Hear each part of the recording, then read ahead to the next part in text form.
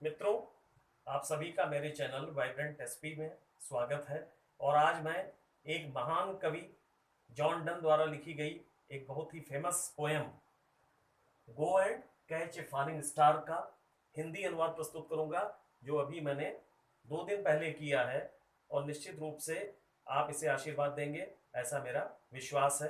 तो कविता इस प्रकार शुरू होती है कि जाओ और पकड़ो एक टूट रहे तारे को, जाओ और पकड़ो एक टूट रहे तारे को, मैंड्रेक की जड़ों को वंशवान करो, मैंड्रेक की जड़ों को वंशवान करो। मुझे बताओ कहाँ गए वो बीते वर्ष, मुझे बताओ कहाँ गए वो बीते वर्ष।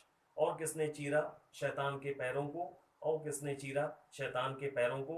मुझे सिखाओ जल परियों के गीत सुनना, मुझे सिखाओ जल परियों के गीत सुनना। या दूर करना ईर्ष्या के दंश, या दूर करना ईर्ष्या के दंश। और प्राप्त करो जो हवा बढ़ाती मन की ईमानदारी को, और प्राप्त करो जो हवा बढ़ाती मन की ईमानदारी को।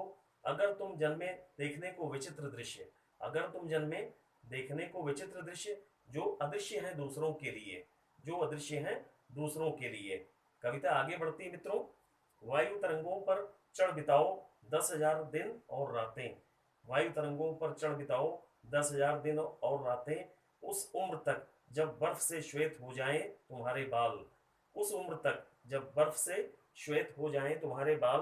तुम जब लौटोगे तब बताओगे मुझे, तुम जब लौटोगे तब बताओगे मुझे सभी विचित्र विस्मयकारी अनुभवों को जो तुमने देखे होंगे, सभी विचित्र विस्मयकारी अनुभवों को जो तुमने देखे होंगे। लेकिन सशपथ बताओ, लेकिन सशपथ बताओ कि कहीं नहीं रहती एक नारी जो हो सच्ची और वफादार, कि कहीं नहीं रहती एक नारी जो हो सच्ची और वफादार। यदि कोई मिले तुम्हें तो मुझे बतलाओ, यदि कोई मिले तुम्हें तो मुझे बतलाओ।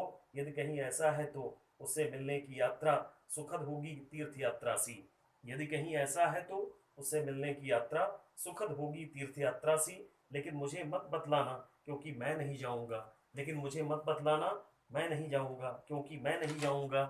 भले ही रहती हो मेरे पड़ोस में, भले ही रहती हो मेरे पड़ोस में, हो सकता है वो सच्ची रही हो सकता है वो सच्ची रही हो। जब तुम मिले उससे, जब तुम मिले उससे, किंतु जब तक तुम पत्र लिखोगे मुझे, किंतु जब तक तुम पत्र लिखोगे मुझे, वो झूठी हो चुकी होगी, वो झूठी हो चुकी होगी। और मेरे आने तक 2 या 3 प्रसंग हो चुके होंगे उसके। देखिए, ये कवि डन के विचार हैं, ये मेरे कोई व्यक्तिगत विचार नहीं है। चूंकि मुझे कविता के कुछ भाव पसंद आए तो मैंने इसका अनुवाद किया है। कृपया आप मेरे चैनल वाइब्रेंट एसपी को लाइक करें। धन्यवाद।